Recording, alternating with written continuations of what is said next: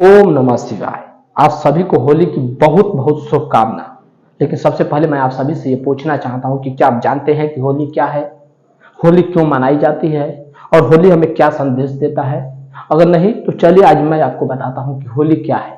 सबसे पहले तो आप समझ लीजिए कि होली प्रेम, भक्ति और प्रकृति का त्रिवेणी संगम है, जिसे लोग रंग, प्रेम, समरसता और धर्म की विजय के प्रतीक के रूप में जानते हैं। मैं आपको इसे बहुत ही सरल और गहराई से समझाता हूँ। पहली बात तो समझ लीजिए कि होली क्यों मनाई जाती है। तो देखिए, इसके पीछे 3 कारण है। पहला कारण है भक्त प्रहलाद की कथा। वो कथा आपको याद होगी कि एक बहुत क्रूर राक्षस था जिसका नाम था हिरण्यकश्यप। वो अपने आप को परमात्मा समझता था कि मैं ही इस संसार का संचालक हूँ, पालन करता हूँ, संहारक हूँ। मेरे से ही ये तीनों लोग को निकला है।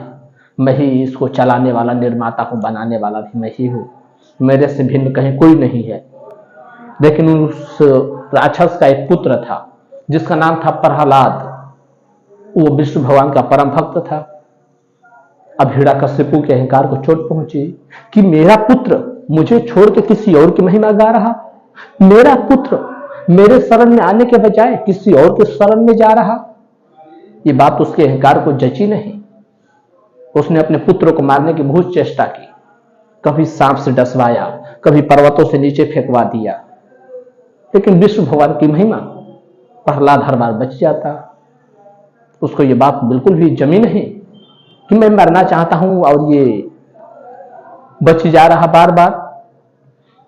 तो उसने अपने बहन से कहा कि देख, तेरे पास तो ब्रह्मा जी का दिया हुआ एक वरदान है, तेरे पास एक चादर है। ब्रह्मा जी वरदानित चादर तुझे दिए हैं कि तू वो चादर ओढ़ के अगर अग्नि में बैठेगी तो तुझे अग्नि जला नहीं सकती। तो एक काम कर, तू मेरे शत्रु अर्थात मेरे पुत्र को अग्नि में लेके बैठ जा और चादर तोड़ ही रहना। प्रहलाद जल जाएगा, तू बच जाएगी। तो उसके बहन को ये बात जमी कि ठीक है, मैं अपने भाई के लिए तो कुछ भी कर सकती हूँ। मेरा भाई का दुश्मन मेरा उसका पुत्र ही हो गया, तो क्यों ना उसे मार दिया जाए। वो ये सोच के अग्नि में जाके बैठ गई प्रहलाद को लेकर चादर को ओढ़ के। लेकिन विष्णु भगवान की महिमा, जब अज्ञान, अहंकार और शक्ति का दुरुपयोग होने लगे तो निश्चित आपका कार्य विफल हो जाएगा। चाहे आप कितने भी शक्तिशाली क्यों ना हो, अगर आप अधर्म के मार्ग पे निकल गए तो बस आपका विनाश उसी दिन निश्चित हो गया जिस क्षण, जिस वक्त आप धर्म को मारने के लिए, धर्म की हानि के लिए प्रयास किए। तो जब जाके प्रहलाद को बैठी अग्नि पे तो विष्णु भगवान की कृपा, आंधी चलने लगी और उसके शरीर से चादर उड़ के प्रहलाद के शरीर पे जा पड़ी और होलिका जल गई और प्रहलाद बच गए। ये कहानी हमें क्या सिखाती है? ये कहानी हमें संदेश देती है कि अगर आप शक्ति का दुरुपयोग करेंगे, अगर आपके पास चाहे कितनी भी अपार शक्ति हो, ताकत हो, अगर आप उसका दुरुपयोग करेंगे, अधर्म के लिए उपयोग करेंगे, तो आपका विनाश सुनिश्चित है। उसमें कोई रोक नहीं सकता, क्योंकि धर्म की हर वक्त विजय होती है। इसी बात को कृष्ण भगवान भगवत गीता में कह रहे हैं कि यदा यदा हि धर्मस्य ग्लानिर्भवति भारत अभ्युत्थानम् अधर्मस्य तदात्मानं सृजाम्यहम् परित्राणाय साधूनां विनाशाय च दुष्कृताम् धर्म संस्थापनार्थाय संभवामि युगे युगे। अर्थात जब जब धर्म की हानि और अधर्म की वृद्धि होगी, तब तब सत्पुरुषों के उद्धार और पापियों के संहार के लिए हर युग में मैं स्वयं प्रकट होऊंगा। तो ये कहानी हमें सिखाती है कि हमें धर्म के मार्ग पे चलना चाहिए, भक्ति के मार्ग पे चलना चाहिए, वरना हमारा पतन निश्चित है। अच्छा, ये तो हुई होली की पहली कारण। दूसरा कारण क्या है? तो दूसरा कारण प्रकृति से जुड़ा है। दरअसल दूसरा कारण है बसंत ऋतु आने की खुशी में हम होली मनाते हैं। ये क्या है? देखिए, दरअसल क्या होता है कि बसंत ऋतु में ही पेड़ों पे नए कोपले आने लगते हैं, आमों में मोजर आने लगते हैं, नए फूल खिलने लगते हैं। अर्थात हम कह सकते हैं कि नए जीवन की शुरुआत होने लगती है। और जब नए जीवन की शुरुआत हो तो वहां पे खुशी मनाना बिल्कुल निश्चित हो जाता है, आवश्यक हो जाता है। यहाँ पे कुछ सृजन हो रहा, नए जीवन का उपज हो रहा, अब हम उसकी खुशियां नहीं मनाएंगे तो फिर कब खुशियां मनाएंगे? क्या मृत्यु पे खुशियां मनाएंगे? नहीं। इसीलिए हम बसंत ऋतु में होली मनाते हैं कि नए जीवन की हम शुरुआत कर रहे हैं। तो हम ये कह सकते हैं कि बसंत ऋतु हमें यह संदेश दे रहा, होली हमें यह संदेश दे रहा कि बसंत ऋतु प्रकृति में रंग भरता है नए जीवन को लाके, और होली मनुष्य के जीवन में रंग भरता है। अच्छा, तीसरा कारण क्या है होली का? तो देखिए, तीसरा कारण बहुत ही प्रमुख, बहुत ही रोमांचक, बहुत ही अनोखा कहानी है। और वो कहानी क्या है? राधा कृष्ण की रंगलीला। दरअसल इस कहानी के पीछे की जो भाव है उसे जरा समझिए, वो हर मनुष्य को पालन करना चाहिए। दरअसल एक बार की कहानी है कि कृष्ण भगवान सांवले थे रंग से और राधा जी बिल्कुल गोरी। तो कृष्ण भगवान राधा से पूछे कि राधा तुम इतनी गोरी क्यों हो?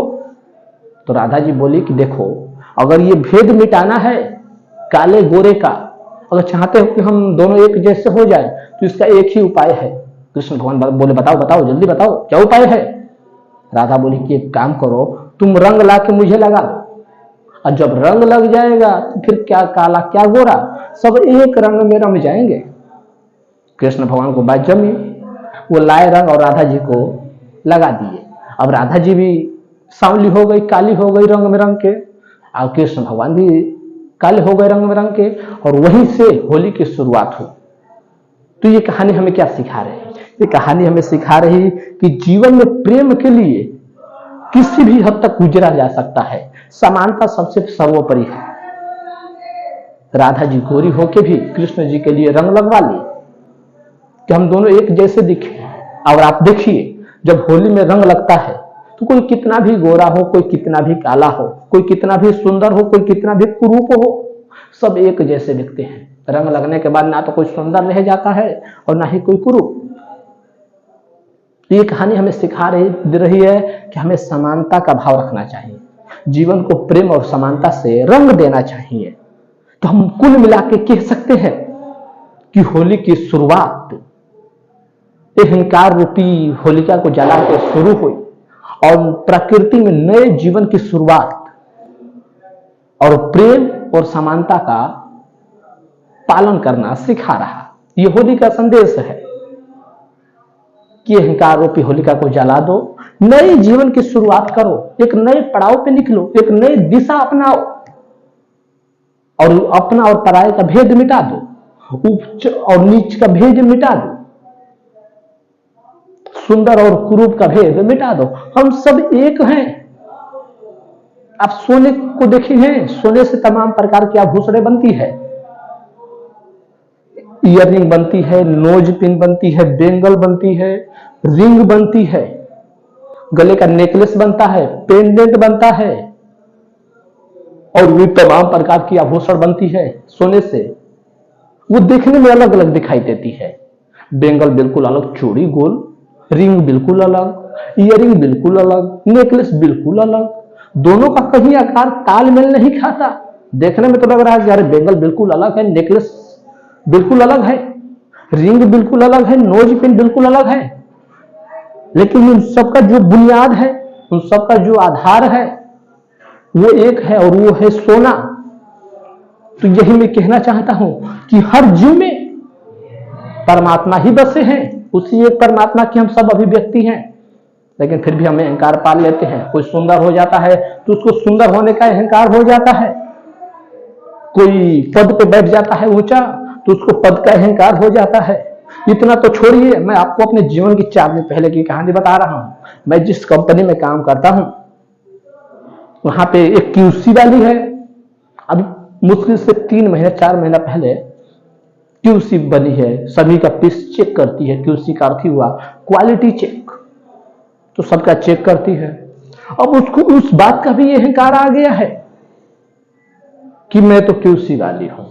जो उसके ऊपर सुपरवाइजर है उसको सुपरवाइजर होने का अहंकार आ गया है कि मैं तो सुपरवाइजर हूं। इतना तो छोड़िए, मेरी आंखें तो तब फटी की फटी रह गई कि जो कंपनी में, जब हम कंपनी में जाते हैं तो कंपनी में यूनिफॉर्म मिलती है, वर्दी कंपनी का पहनना होता है।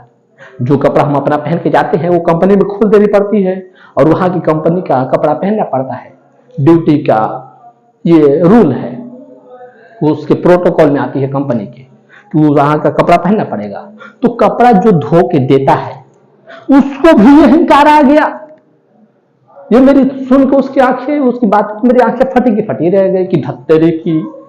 वो भी कपड़ा जब गए, मैं गया मांगने कि कपड़ा दो भाई, कपड़ा पुराना वाला गंदा हो गया, 1 हफ्ते से पहन रहा, अब एक काम करो दूसरा दे दो। तो वो भी मैनेजर के पास फोन करके कह रहा कि एक फलाना कपड़ा मांगने आया है, जबकि मैनेजर साहब बोला है कि तेरा काम है कपड़ा लेना देना।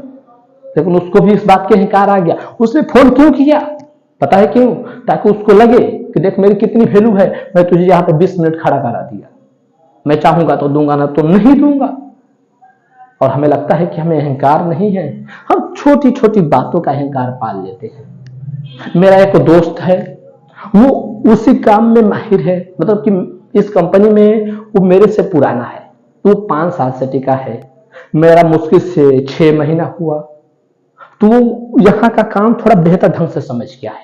काम तो मुझे भी आती है, पिछले 6 साल का एक्सपीरियंस है। लेकिन जिस कंपनी में आप आए हो उस कंपनी का, हर कंपनी का एक अपना रूल रेगुलेशन होता है, अपना अपने काम करने का ढंग होता है। तो वो 5 साल से है, वो इस काम का अभ्यासी हो गया है, वो यहाँ का काम अच्छे से समझ गया है। उसको इस बात का भी इनकार आ गया है कि मैं तो काम समझ गया। उससे पूछने पे वो अलगे कहानी बताने लगता है, वो अलग ही स्वर में बोलता है। तो मैं ये सोचता हूं कि अगर इन मूर्खों को सिर्फ इतनी सी बात का अहंकार आ गया है, तो अगर इन्हें प्रधानमंत्री बना दिया जाए, मोदी का सीट दे दिया जाए, तो फिर ये क्या करेंगे? मुझे ये बात सुन के बिल्कुल हैरानी हुई। उनके स्वर को सुन के, उनकी बातों को सुन के एक ऐसी तीखापन लगता है कि मैं क्या बताऊं कि क्या बात हुई, इतनी छोटी छोटी बातों का अहंकार। तो मैं यही कहना चाहता हूं होली पे कि अपने अहंकार को मिट जाने दीजिए और एक नए जीवन की शुरुआत करिए। जीवन में प्रेम, भक्ति और समानता से जीवन को रंग दीजिए। यही होली का संदेश है। तो उम्मीद है कि आप समझ पाए होंगे कि होली की क्यों शुरुआत हुई, होली क्या है। होली प्रेम, भक्ति और प्रकृति का त्रिवेणी संगम है। ओम नमः शिवाय।